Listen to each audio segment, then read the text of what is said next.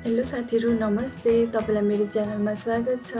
आज चाहिँ म हजुरहरु माझ नयाँ भिडियोको साथ प्रस्तुत भइसकेको छु। आज चाहिँ म मटर पनिरको रेसिपी लिएर आएको छु। यसले चाहिने सामग्रीहरु चाहिँ मैले 200 ग्राम पनिरलाई लिएको छु मसिनो पिसमा काटेर। प्याजलाई पनि मसिनो पिसमा काटिएको छ दुईटा। यहाँ चाहिँ अदुवा लसुनलाई मैले मसिनो पिसमा काटेको छु। यहाँ मैले 3टा टमाटरलाई लिएको छु ठुलठुलो। 1 चम्चा जीरा, 1 चम्चा बेसार, हरियो खुर्सानीलाई मसिनोसँग काटिएको छ 3-4 वटा। यहाँ चाहिँ मैले सुकमेल, ल्वाङ, मरिच, अलैँची, दालचिनीलाई लिएको छु। तेजपत्ता 2टा, धनियालाई मसिनोसँग काटेर लिएको छु। अलिकति धुलो खोर्सानी, सनफ्लावर तेल, जीरा धनिया पाउडर, नुन। अब मैले चाहिँ प्यान बसाइसकेको छु। अब तेल हाल्दिन्छु।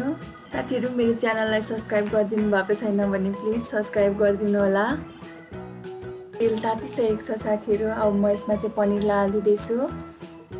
बिस्तारो सबै पनिरलाई हाल्दिनु होला, फेरि उछिटेर आफ्नो अनुहारतिर तेल आउन सक्छ।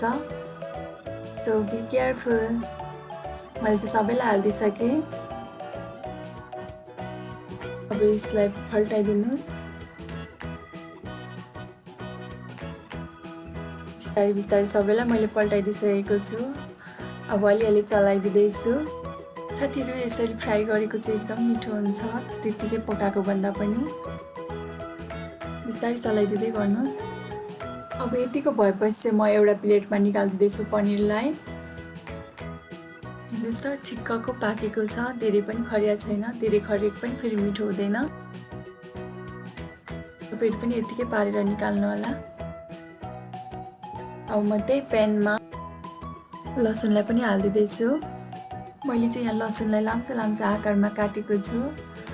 अदुवालाई पनि हाल्दिए, अदुवालाई पनि त्यही आकारमा काटेको छु। यसलाई चाहिँ मिक्सरमा पिस्ने भएकोले मैले यो आकारमा काट्या हो। अब यसलाई म एकछिनको लागि फ्राई गर्छु।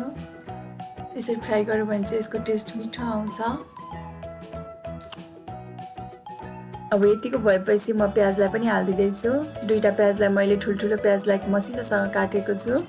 हजुरहरूले चाहिँ यतिखेरै खोर्सानीलाई पनि हाल्दिन सक्नुहुन्छ। म चाहिँ आफ्नो बाबुको लागि अलिकति मसलाको पेस्ट निकाल्ने भएको भएर मैले चाहिँ यहाँ खोर्सानीलाई एड गरेको छैन। अब यतिको भएपछि म यसमा टमाटरलाई एड गर्दिदैछु। 2टा ठुलो टमाटरलाई काटेर लिएको छु यहाँ चाहिँ मैले। यसलाई मजाले मिक्स गर्छु। अब यतिको भएपछि म बेसारलाई हाल्दिदैछु। स्वाद अनुसारको नुन,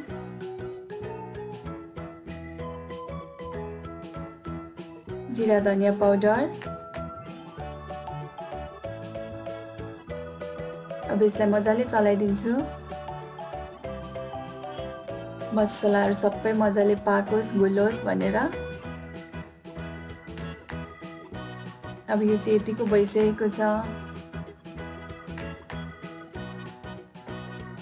चलाइदिइराख्नुपर्छ यस मसलालाई चाहिँ। अब एकछिनको लागि म यसलाई छोपिदिँदैछु।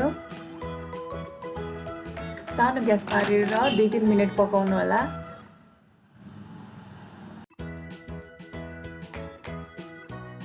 अब मैले चाहिँ उगार्दिदैछु। टमाटर पनि पाकिसकेको छ। यसलाई म अलिअलि किच्याइदिन्छु।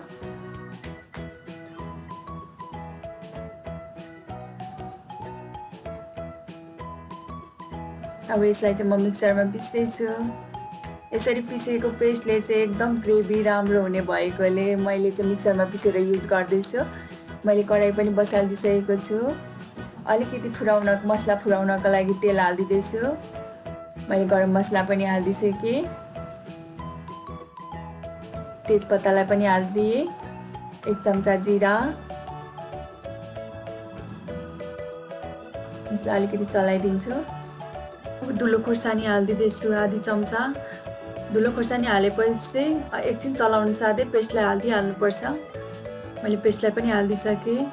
खोर्सानीको धुलो डढो भने चाहिँ फेरि त्यसको टेस्टै हराउँछ। त्यही भएर हामीले पकाएको मसलालाई पनि हाल्नुपर्छ। अब यसलाई मजाले चलाइदिन्छु ताकि यो मजाले पाकोस्। यसको टेस्ट मजाले आओस्। अब म यसलाई केही बेरको लागि छोपिदिँदैछु। मैले 2-3 मिनट छोपेपछि चाहिँ म यसलाई निकालिदिँदैछु। यो चाहिँ यतिको भएको छ। यसलाई मजाले फेरि म चलाउँछु। अब यसलाई मजाले चलाइ गर्नुहोस्, मिक्स गरेको गर्नुहोस्। अब यसको पानी सुकेर यो यतिको भइसकेको छ। अब यसमा चाहिँ म मटरलाई एड गर्छु। हजुरहरूले चाहिँ मटरलाई सिटी लगाएर पनि पकाउन सक्नुहुन्छ, तर मैले चाहिँ यहाँ त्यतिकै काँचै मटरलाई लिएको छु। अब यसलाई मजाले मिक्स गर्छु।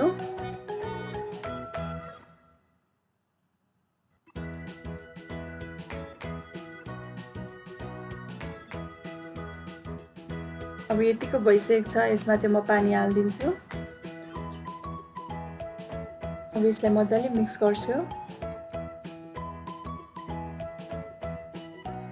पानी अलिक थोरै भए जस्तो छ। अलिकति म पानी थप्छु र फेरि मजाले चलाइदिन्छु।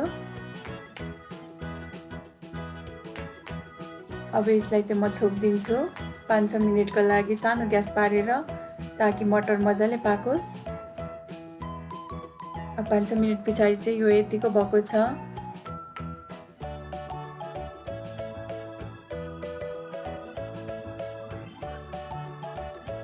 मटर पनि पाकिसकेको छ। अब यसमा चाहिँ म पनिरलाई हालिदिन्छु।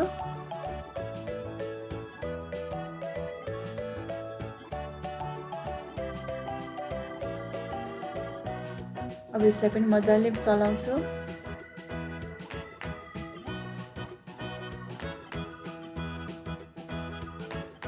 अब फेरि केही बेरको लागि फेरि छोपिदिन्छु।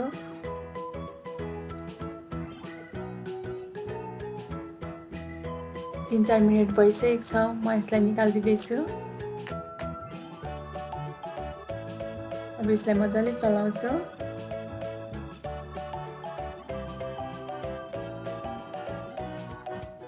अब यसमा चाहिँ मैले हरियो खोर्सानी र धनियालाई एड गरेको छु।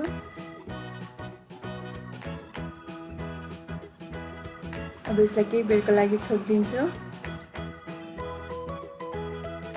अब मेरो चाहिँ पनिर मटरको सब्जी रेडी भइसकेको छ।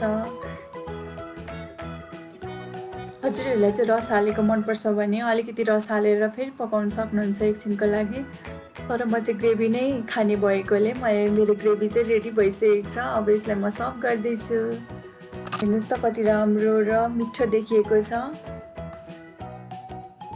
सजिलो छ साथीहरू यसलाई पकाउन पनि। तपाईहरु पनि ट्राई गरेर खानुहोस्। कस्तो लाग्छ कमेन्टमा भनिदिनु होला। अन्तिम समय भिडियो हेरेर साथ दिनुभएकोमा धेरै धेरै धन्यवाद। Thank you for watching. Don't forget to subscribe.